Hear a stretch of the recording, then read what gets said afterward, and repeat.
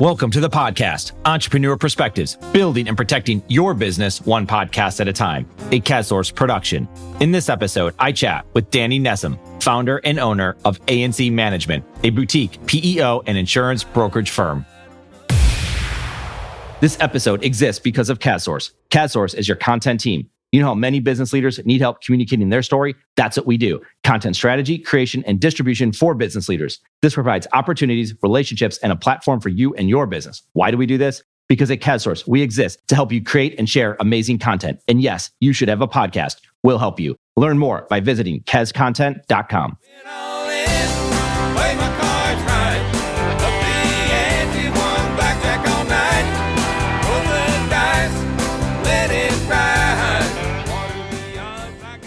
Danny's knowledge and experience in the PEO world make this essential listening for anyone running or working at a small to medium-sized business. Add to that the amazing background and stories Danny shares. We get into everything from benefits, health insurance, soccer, coaching new sports, living in France and Israel, and stories of family members that dealt with persecution in Europe in the early and mid 1900s. With so much to talk about, we welcome Danny Nessim. What did you think about going remote? Did you think that people will be able to have the same type of efficiency? No, I didn't, but I got to tell you something. It's weird, but the one thing that I found that's interesting is that a lot of the pre-calls before everybody went remote was just on the phone. Yeah. Since it's gone remote, everything is Zoom, go-to-meeting, and the initial call is more productive with clients when you can interact face-to-face with them. Yep.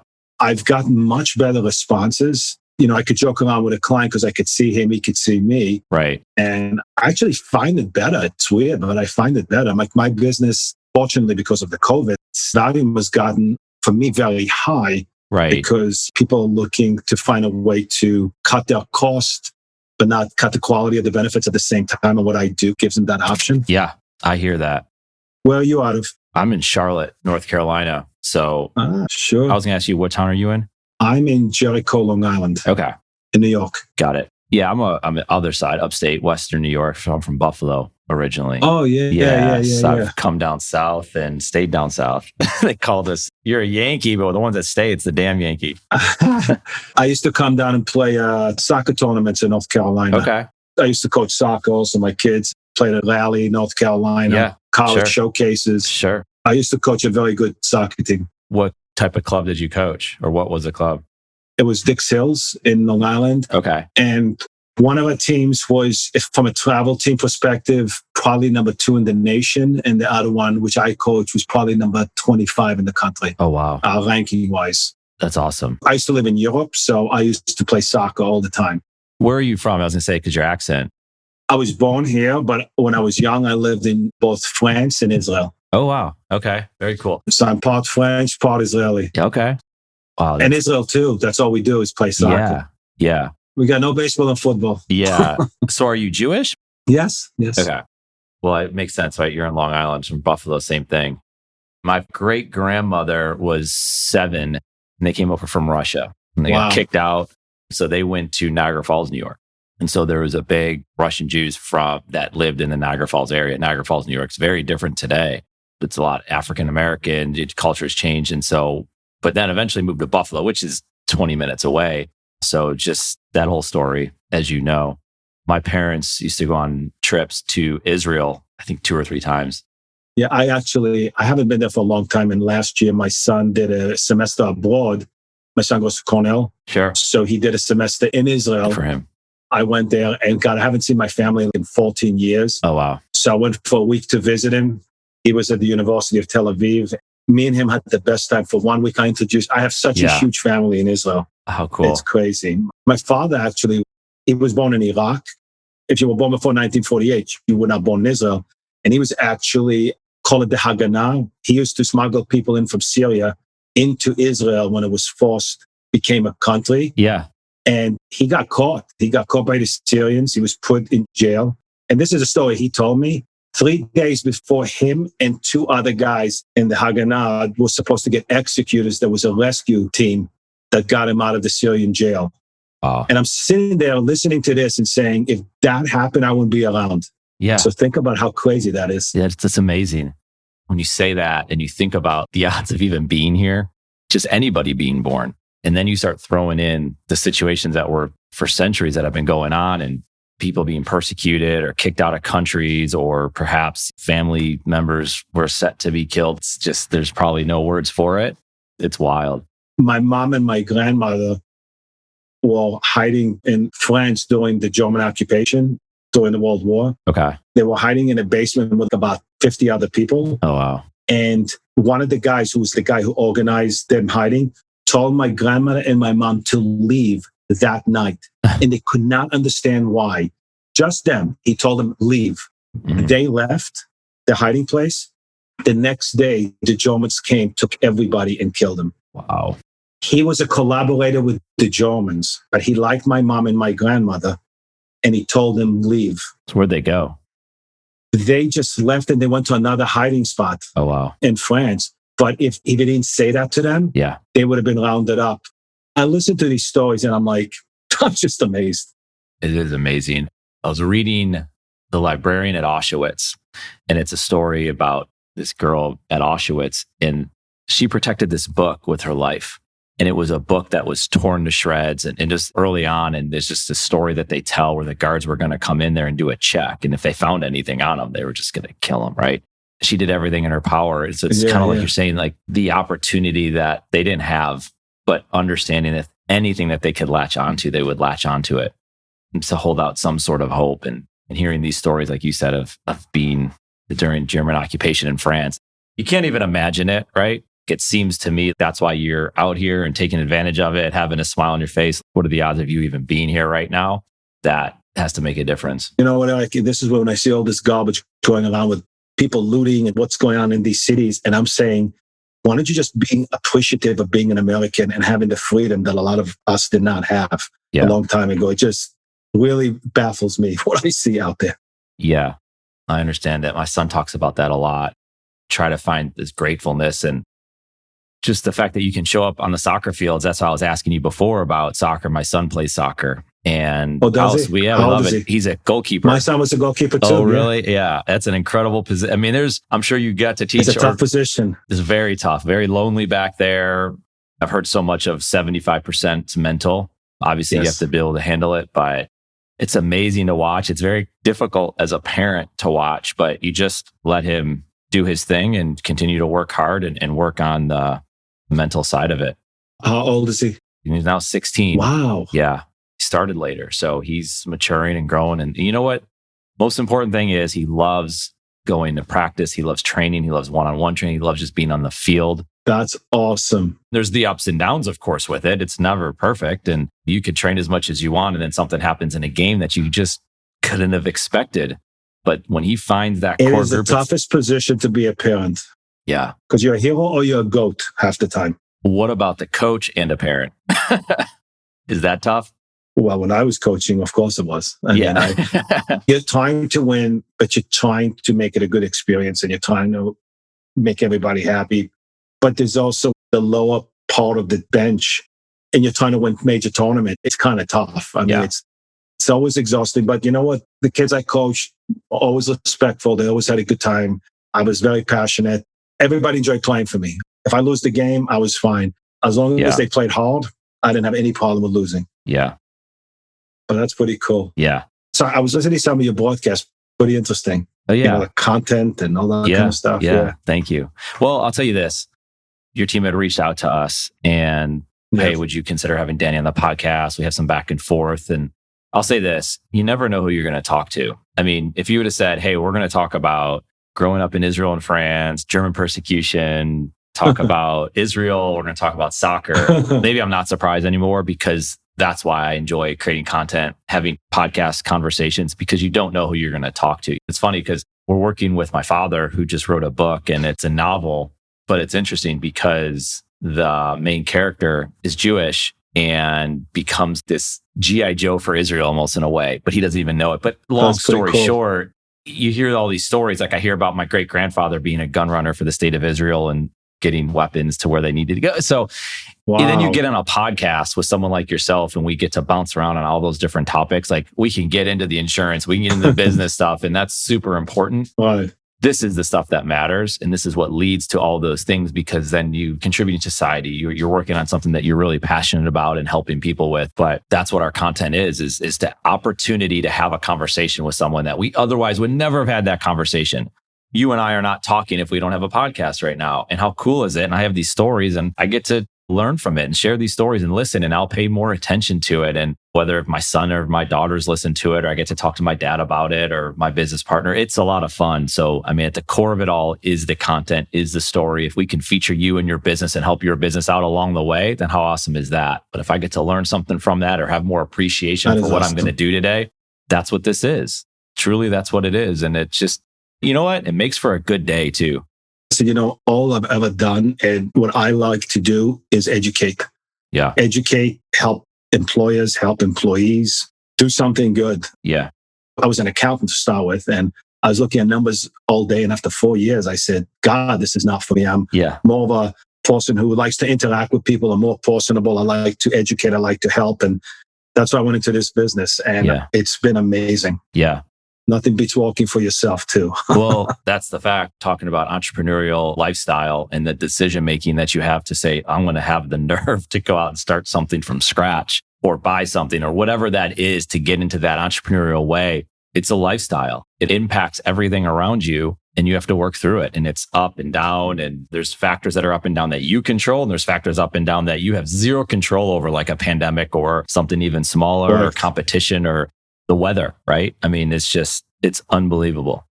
Listen, I started the business when I was young. I was just married and I went from a salaried company in accounting to commissions and was hoping to make it. And my wife supported me the first 2 years. Yep. So she could tell me anything she wants and I had to say, yes, ma'am.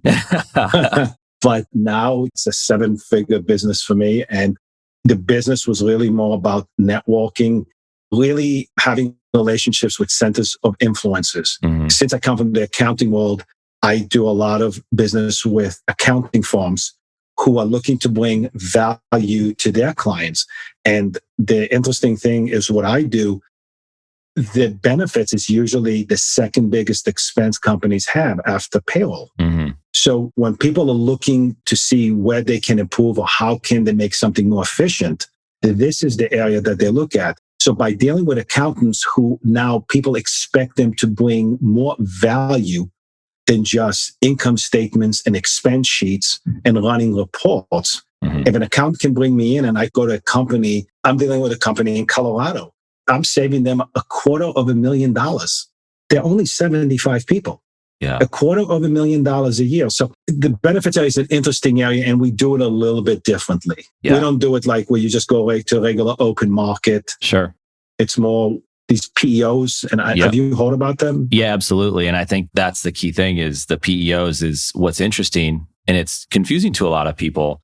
And I think a lot of it gets into health insurance, right? I mean, and obviously other benefits, but the main topic that you hear so much about, and it's sure enough, it's going to happen again because we have an election coming up, is health insurance and a pandemic, right? So you're trying to figure out how are you covered? How can you help your employees and all that? So I guess one thing that we can go on as far as it relates to business, and we just continue on from here. I like to bounce around. If you've listened to our podcast, get to the story, get to the root. It's great. PEO, professional employer organization, just in a nutshell, explain it. So any small business owner, people thinking about it, or even employees that want to go talk to their leaders about that, what it's all about. Yeah. So it's a terrible name because nobody can understand what the hell it means. I didn't. I actually got to know what it's all about 15 years ago. I met a friend I used to play softball with, lost touch with him, and he told me he owned a PEO. And I said, what the hell is that? And he started to explain it to me. And then I said, no, I'm not interested. I don't even know what you're talking about. And then I went to a client 3 months later doing a renewal. And they said at the end of the conversation, they said, well, we'd like to thank you for your service. And I'm like, it was like a 50-person accounting firm. And I'm like, I quoted everything under the sun. So I do not understand. And they said, we looked into this thing called a PEO and we find it fascinating. So I went back to my friend with my tail between my legs and said, hey, remember when I shooed you away? I'm very interested in learning what you have. And if I could keep this client, I'm going to learn about it. And if I think it's good, you're going to get a tremendous amount of business. And I ended up keeping the client. And basically what a PEO is, a PEO pools small and medium-sized companies and gives them the ability to get Fortune 500 benefits. Because when you have a lot of 10 and 20 and 30-man companies, 5-man companies, and they all come together under this umbrella called a PEO, all of a sudden they have 50, 100,000 people within the PEO. And then they can go and leverage that with these insurance carriers like Blue Cross or Aetna or Oxford. So a PEO is basically a co-employment relationship between the PEO and the company or the client. And basically it's a shared responsibility. So the PEO gives you the ability to purchase insurance on a large scale. They give you HR services. So if you have questions, if you're letting somebody go, think of it as an outsourced HR department, making sure you have your handbook. They help you with compliance, make sure that you're compliant with every state. If there's an issue with the labor department, they're part of it. They can also handle it for you. They give you payroll. They give you retirement, ability to take a 401k. So it's a big umbrella with all the services that a lot of the small companies don't have. A lot of small companies of 10 people, they don't have a full-fledged HR department or compliance department. Now, what they do is through the payroll and through the tax ID number within their payroll that they're providing these 50,000 worksite employees of all these companies, they buy a master policy from, let's say, Blue Cross Blue Shield. So they have one tax ID number under the payroll, and then they purchase from Blue Cross Blue Shield a master policy with maybe 10 or 12 plans, which now you have an ability to go into. So you can offer your employees 5 plans, 6 plans, 8 plans. You can offer your employees 4 or 5 dental plans, vision plans, dental plans with a $5,000 benefit. So you have a spectrum of plans that you're offering. So now if you're recruiting somebody and they come into your company and you're a 15-person company, you all of a sudden they say, wow, he has 5 medical plans, 3 dental plans, 2 vision plans, 401k, life insurance, and it's purchasing power. It's being able to go from a small group to a large group. Usually large groups are over 100, and they usually get much better benefits. So if you're a small business, they look at the demographics of your company. So I would say that if the average age of the employees on your health benefits is average age of 45 and under, you will do very well in the program. If also you don't have a lot of sick people within the company, and you really don't know too much about who's what because of HIPAA, but if somebody's, God forbid, out on cancer for 3 months, you'll probably know it because they'll probably be on disability. So it's really the purchasing power of a small company being able to become part of a larger group. And usually the rates could be anywhere from 20 to 30% lower on the exact same plan that you have with an Oxford or United or a Blue Cross Blue Shield. Same plan, but just as a large group. So think about it. If you're paying for your company $300,000 in benefits, a 30% reduced premium, that's $90,000 difference for the same plan that you bought as a small group. So more and more companies are now coming into and using this program moving forward because you really can't save too much money in the small group market going from one insurance company to another. There's maybe a 2 or 3% delta. And this kind of gives you the ability to purchase it on a larger scale. I've seen before where there's organizations that they'll charge a monthly fee. So you'll have a cost for the benefits. Is there also a monthly fee to the company per participant? Yes. Yeah, that's a great point. So the way they do it is they'll charge you an administration fee because that's how they make the money. They're not allowed to make any profits on anything else. They have to sell it at wholesale. Is it your company that does that, or is it a company? No, it's the PO. I'm a consultant who deals with, let's say, 8 out of the top biggest POs in the United States. You're brokering it, yep. Yeah, I basically broke. So they'll charge you, for example, I'll just give you an example. You have a PO that will charge you, let's say, $85 a month per employee. But think about it this way. If I'm paying right now $800 for my medical premium, and now it's $600 for my medical premium, I'm saving $200. The expense for the PO to take you on is $80. So I'm already saving in the medical more. But remember, the PO includes cost that you're currently paying. You're paying for payroll services. That's included in the 80 a month. Yeah. You might be paying for a flexible spending account. You must be paying for a 401k, for employment practice liability insurance. So that 80 can become maybe a net of 30. Yeah. Because you're already paying for those expenses. Okay. The simple thing is Eric, look and say, what are you paying for payroll? What are you paying currently for your medical cost? What is the PEO charging you for the medical cost? And what are they charging you for the administration? And if that is lower than what you're currently paying and they offer a lot more, then it's something that we can educate a client about and see if this is something that makes sense for him. Okay. Government involvement, government thoughts on this program, right? There's so many ways that they want to tie you into what is available, what's not available. What is government's take on this? Actually, one of the people that I know who is a managing partner of one of the POs I deal with is the chairman of NAPEO, the National Association of POs. He is in Washington probably 2 times a month, meeting with the senators, the congressmen.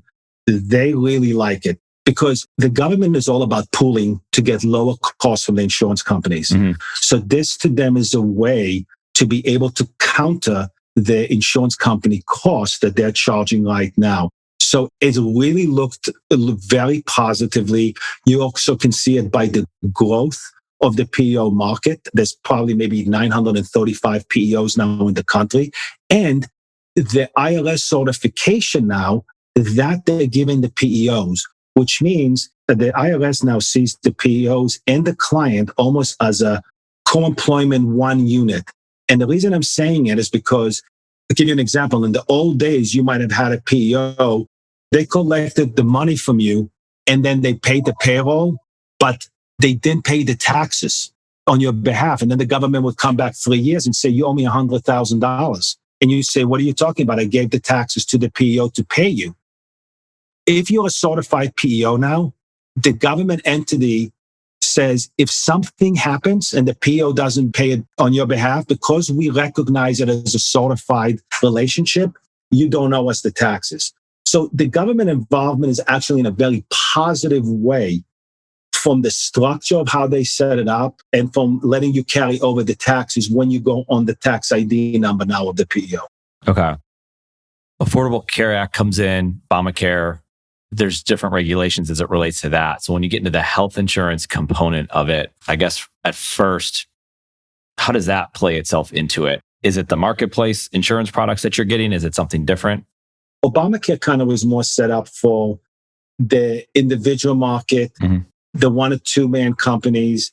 It gave people an ability to get subsidies, especially if they made under a certain income. I would say the PEO is more for companies that have 6 people and up. That's kind of what it was set up for. Yeah. So you're still using the group health insurance program. So it's not really touching into that. Yeah. So I use the open market for the smaller companies. Okay. And then for companies reach the 10 to 100 mark. Okay. That's kind of where the PEOs are most effective.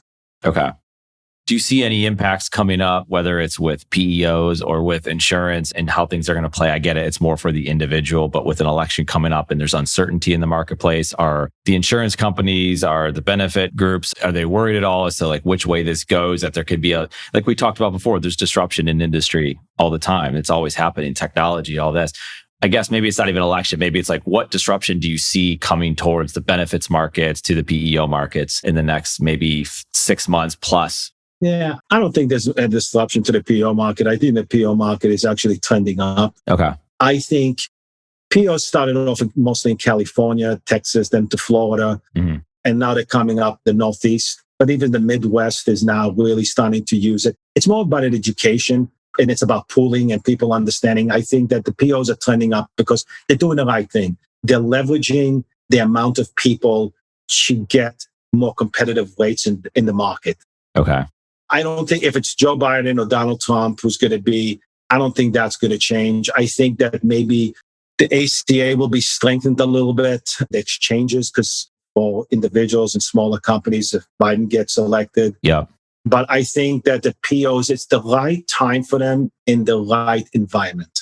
Yeah. And I think that the COVID-19 has really put a focus on the PEOs because the PEOs help the clients getting the PPP loans. Yeah. The loans for small businesses. They were very involved in helping the small businesses get that. Follows. They knew all the laws and the regulations, and they helped companies with that. So it's funny. People come to PEOs for benefits, but they don't realize how much they end up relying on the HR and the compliance after time goes by. Yeah. So I think the PEOs are trending upwards. And when people are looking now to cut costs in this market, in the COVID-19 market, the PEOs give people an opportunity to get educated about it and say, okay, I could get the same benefits to my employees. I could cut my cost, but I don't have to halt the benefits for my employees. It's a win-win situation. And this gives them an ability at least to look at that possibility. Got it. Zenefits is a company that comes up a lot of times when you talk to people in the insurance marketplace. I know for a lot of people, it's a bad word and they've had some issues, and there's other groups that are out there. And from what I think, and you can explain this more, I think they compete with the PEO market, however they describe themselves. What's your thought on those groups? Because Zenefits isn't the only one now. I think there's other ones involved. Yes, you're shaking your head already. Like, what's your thoughts on the whole Zenefits and those types of groups? I've had experience against it. Zenefits basically what they come into clients and they basically say, hey, we'll give you this technology. We'll give you this portal, this interactive technology. And then you just give us the medical insurance that you have and let us be the broker. And then by us getting the fees that your consultant was making, you don't have to pay for the services of the portal and the technology. But what I've experienced with them when they've done that is they are not familiar with all the markets. And we had a situation in New York where a client went to them, and then when they came to renewals, they really did not have a strong understanding of the market, and the service performance wasn't there. They're not about servicing. They're about being able to get paid through the insurance for the technology that they provide. I'm not a big fan of that. Right. They're really not strong in the HR compliance area. So I don't think that competition. I really don't. Yeah. Maybe what it does is it brings more awareness to the marketplace and then helps everybody out in a way. And they were in the news. I don't know if as much anymore because I think they had some major issues a couple of years ago. They had some major, they were written up. They had major issues, issues. Yeah. Thinking about just benefits in general, and this is where PEO organizations can come in, and someone like myself, a business owner, would think about, all right, I want to recruit and I want to retain my employees. And obviously, the more you can provide someone, the better chance you have of recruiting them and obviously keeping them. Correct. Millennials, there's tons of conversations. There's tons of content about what do they want? What are they looking for? And of course, that's a generalization as to an entire generation, which is hard to say because I think people are different. But at the same time, if we were going to be generalizing here a little bit, what are they looking for? Do you want the pats on the back? Do you want more income? Where do you want to live? What types of devices do you want to use when you're at the office? Obviously, benefits plays a big part of it. What have you seen? What have the people that you work with seen as far as what millennials want when they go and work for a company, small, medium-sized group? I mean, millennials are all about social media. They're all about technology. And it's also Gen Z, I should add too, because millennials are getting older. Gen Z's in the workplace now. So people do get confused. I want to just interrupt on that part. They do get confused that it's just millennials. It's actually not, because I saw people, I was at a board meeting and they were calling this person. They were asking, what do you and your millennials think? And it was like, well, she's actually not a millennial. She's Gen Z. So anyway, I just wanted to throw that in there too. We have two generations now working there. No, absolutely. Listen, when I think millennials, Gen Z, as they move forward in years, especially as they get married and then they start families, benefits becomes a big issue, and benefits leads to expenses. So if you're getting a good package from an employer that you're coming in and you don't have high deductibles, kids use benefits, babies use benefits. If you're coming into a situation where you have high deductibles, high copays, it starts really adding up. So I think they're looking for good packages, looking for good technology. So for example, a lot of the PEOs now have mobile apps. You go to the doctor, you could show your card on the app. You want to know what your plan is, you just look at your app. Payroll, you want to make changes to your exemption, you could do it on your app. So a lot of the better PEOs now are really providing very good technology. Like I've watched some demos done for clients on the technology side, and I've seen over the past couple of years how much from a reporting standpoint to all the features to the mobile apps that are set up. So Listen, I think even if you're younger, you do look for attractive packages. And you know what? More and more people are understanding that they got to save money. So 401k that is being provided by a lot of these PEOs is something they look for too, to say, you know what? My kids, they just graduated college. They have already a Roth IRA. They're putting money into a 401k. They're starting to understand. And you're taking a look at the market now with some of these stocks, Tesla, Apple. It's exciting. You put your money in and my kids are like, wow, Dad, I just made $100 today. And I'm like, good. I just made $1,000 today. Yeah. Because I bought Tesla too. Right. So I think just the technology is a big thing. I think a good benefits package. And as, like I said, they have families. They want to know that they can take care of their family by the employer providing what they think they deserve for their skill that they're bringing. And these young people, a lot of them think, hey, I'm special. Yeah. And you might be. Now might get a job. Yeah. Your business that you've been doing this for over 25 years, I believe. And yes, yeah. How did you get into we're going back here a little bit, but it's funny because I'll talk to people because we have a life insurance business, a life insurance brokerage business that we have. And that's how we started this. And I talk to people and like, well, how did you get in the life insurance business? And I have this one guy and he says, well, I was tricked. Like he just ended up in the business. How did you get into this arena? How did you find yourself here? It's funny. I was in accounting for the first couple of years. Wife, she was in the same company. And I said, you know what, this is not for me. I have to find an area where I can interact with people. And that's interest to me. So actually, that time, there was a company called Equitable. Sure. I actually did some research on the financial / insurance area just to kind of understand what that's all about. Because I wanted something with a financial background. I was an accountant and I was able to take my licenses to become a financial advisor. But at the same time, the insurance area really fascinated me because I said, every company has health benefits. So that could be an area I can become an expert in. And obviously, like you said, the life insurance kind of was a big thing at that time, and especially, with families. People weren't making as much money. So $500,000 sounded like you would won the lottery if you got the life insurance. Now it's $4 million, $5 million. Right. So I just wanted something where I could be, where I wanted to interact and educate. And I started off with Equitable for 3 years. I met 1 or 2 guys that we became friends. And then I said, I don't want to work for somebody. I want to be out on my own. So I opened my own company. I asked my father for $25,000 as a loan. He charged me a very high interest rate. I said, Dad, this isn't the mafia here. It's like 20%. I'm like, are you kidding me? I had to negotiate it down to like 12. He goes, it's a high risk loan. I said, I'm your son. Opened the business in Wall Street and started there. Hired my employees. My employees were with me. Some of my employees are 30 years. I took them with like 22 years. I have 2 employees who have been with me, Rosie and Claudia, have been with me for 30 years. Oh, cool. Yeah. I wanted to be also the best that I could be.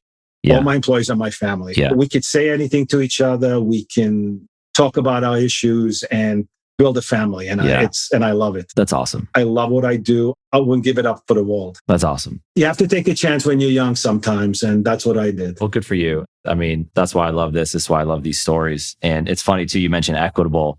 I ended up at Equitable Distributors. No kidding. Yeah. So I got recruited at Equitable Distributors, was here in Charlotte, and we did insurance brokerage. We worked with the wirehouses and we did insurance planning for wirehouses all around the country. And Equitable Distributors changed to AXA Distributors. And then one day the CEO of AXA had come in and they shut us down. So I lost my job overnight.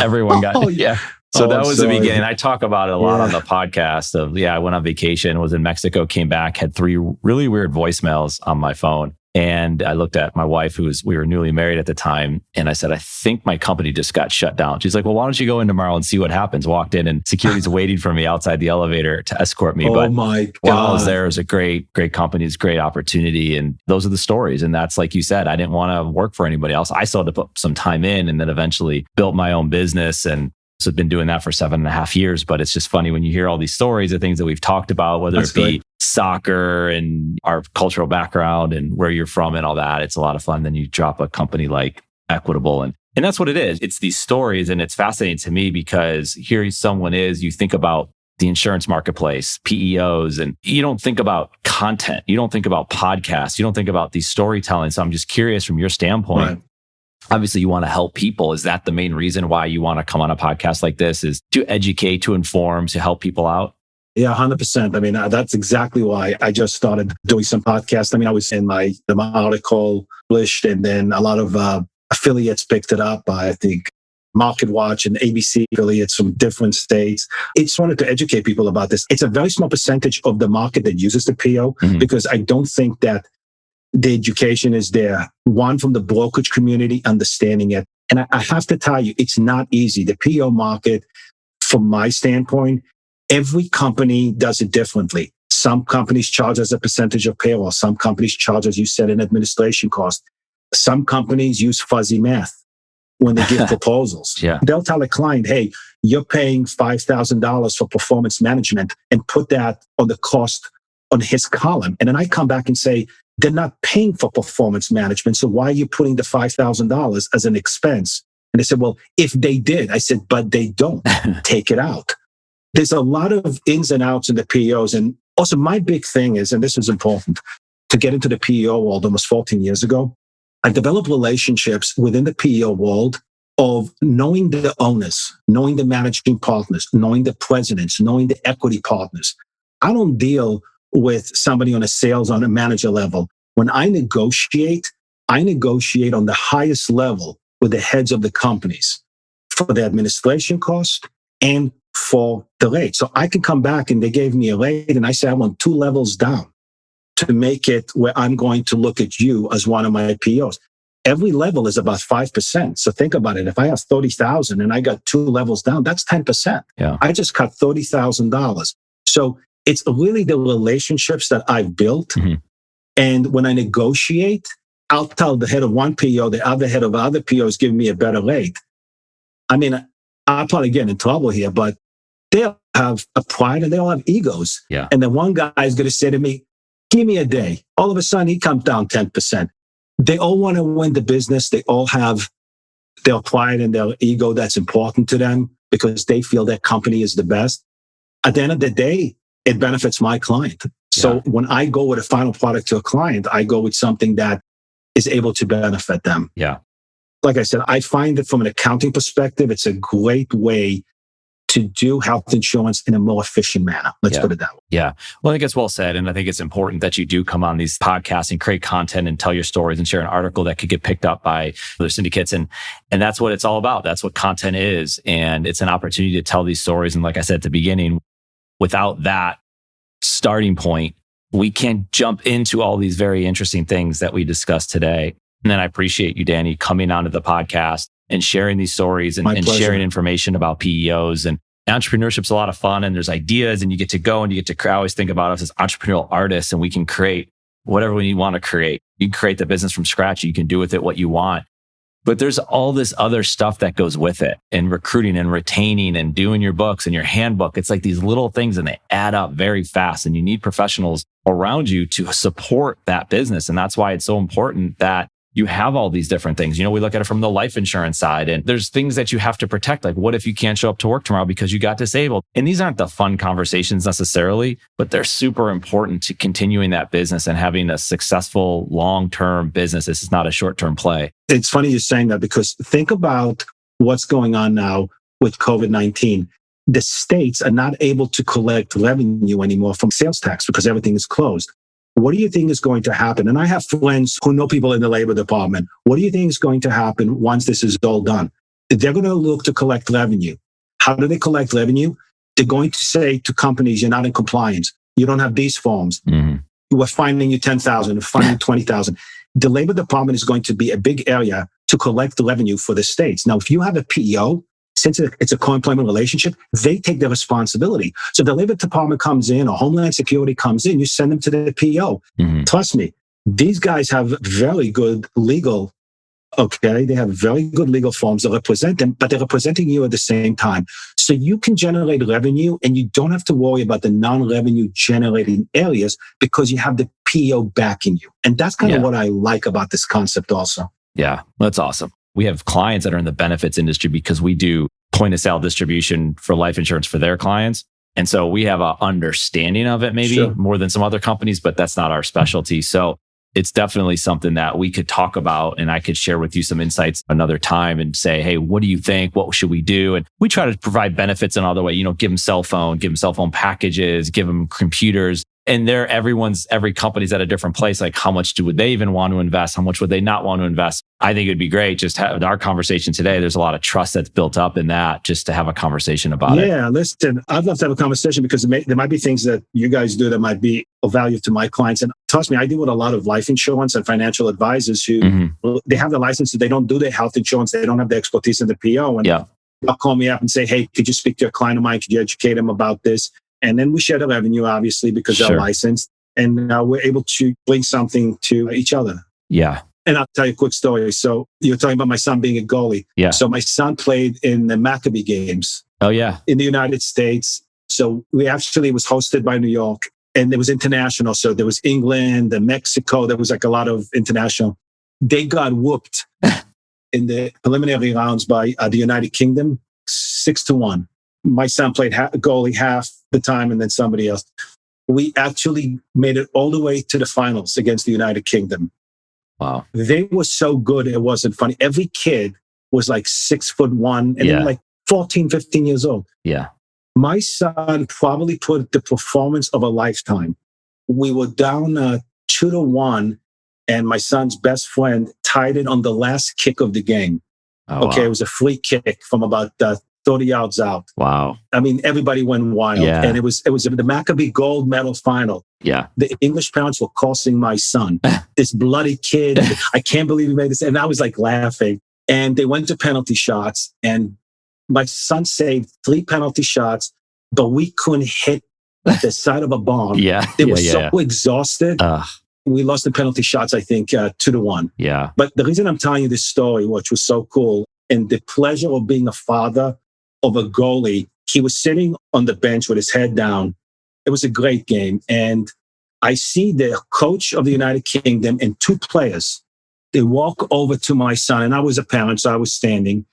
And I saw them talking to my son, putting their hand on his shoulder, and they gave him the flag of the United Kingdom. And they walked away. And later on, I said to my son, what happened? And he said to me that they came over. They said it was probably the best performance they've ever seen by a goalie. And they gave me the flag, and they said, it just meant so much to us. Even playing against you, we want you to have our flag. Wow. And it was the coolest thing I've ever experienced. It was the coolest silver medal that I've ever experienced with the kids. But he still has that flag. I'm sure. And I thought to be presented from another team for your effort with the country's flag I thought was very, very cool.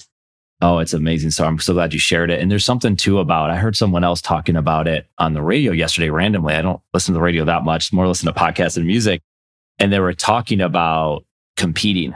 It was actually Earl Campbell. He played for the Houston Oilers back in the day. I remember him. And he just said, I loved competing against the Pittsburgh Steelers. But what's funny is in the playoffs, they would lose to the Pittsburgh Steelers. And this is a little bit before my time when I was watching, but Earl Campbell, and you could just hear the passion about, I just loved competing against the Steelers. Even though they lost, they loved competing. And some of his best games were that. And it's like you said, there's this whole thing about winning and losing. It's all about you have to win. There's so much more about these games. Like, ultimately, the ultimate goal is to win that championship. But there's just so much else that's going on. And to have that experience that you had, it sounds like the UK was like, they just loved competing against your son. And they were just excited to be like, wow, what a challenge, what an opportunity it is to play against someone who's playing at this level. I mean, how cool is that? Every year I go away. It's a trip for one of the vendors to Dominican Republic, Casa de Campo. We play golf. There's about 60 guys. Do you remember O.J. Anderson from the New York Giants? He used to play running back for the New York Giants. Oh, for sure. He won the Super Bowl. And then Rick Cerone, he used to be a catcher for the New York Yankees. Yeah. They're on this trip. I know them 7 years. I've been going with them. I've never seen the funniest stories football players and baseball players could tell you about their lifestyle, especially when they were drinking a lot on the trip. Stuff comes out that I'll take it to the grave with me. Yeah. So O.J. Anderson was the running back when against Buffalo. Buffalo, yeah, when they that won the was Super like Bowl against Buffalo. Yeah, because the Bills couldn't get the whole game plan. It was like 9. It was during the. That was 90. Yeah, that was Super Bowl 25 because I remember it. We were holding hands on the sidelines, and we were holding hands in our house that he missed the kick. My gosh! But the whole game plan, because Buffalo's offense was so good that they had to keep the ball away from him. And that was Belichick and Parcells. And it's like the Bills were this superior team, but the Giants had this superior game plan. And they had that drive. And I think it was the third quarter, right? And they held the ball for like 10 something minutes and kept Kelly off the, it's unbelievable. Yeah. So you have to drop that name today just to like stick it in there a little bit. OJ told us, OJ said, I was so after the game, I pretended to move. He goes, I couldn't even feel anything. Yeah. But he said that we executed the game plan to the perfection. And then that missed kick was just everything. Well, that's what they needed. I mean, that's what you need in a game like that, is to have perfect execution. I mean, Buffalo was inexperienced, perhaps because that was their first Super Bowl, but their talent level and their offense was so good. And you put 19 points on the board with that team. It didn't make any sense, but it was because of the other team and their game plan. So going back to soccer and being France real quick, with the Champions League coming up, the PSGs and do you follow them? Do you still follow Champions League soccer and PSG? Yeah. Of course. Yeah. I'm a big Liverpool fan. Oh, wow. Yeah. Unbelievable. I'm a huge Liverpool.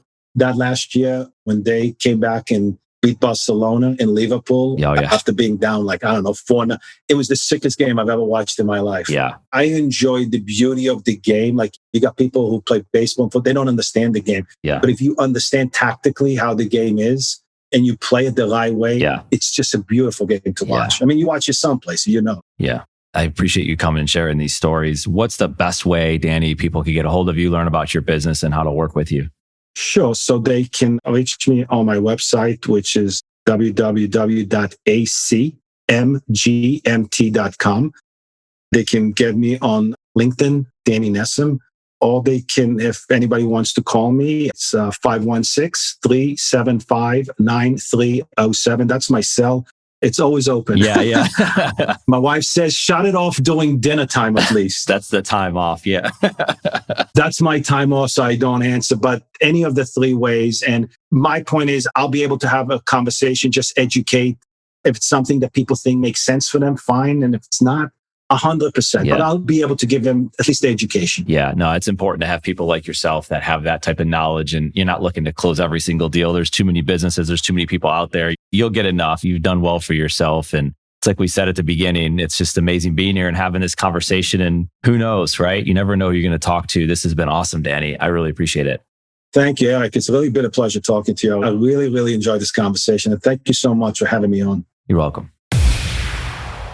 One of my favorite things about CADSource is the opportunity to chat with amazing business leaders and entrepreneurs. We hope you enjoyed the conversation. If you want to connect, you can find me on LinkedIn or visit us at cadsource.com. Thank you for listening to this CADSource production, Entrepreneur Perspectives, building and protecting your business one podcast at a time.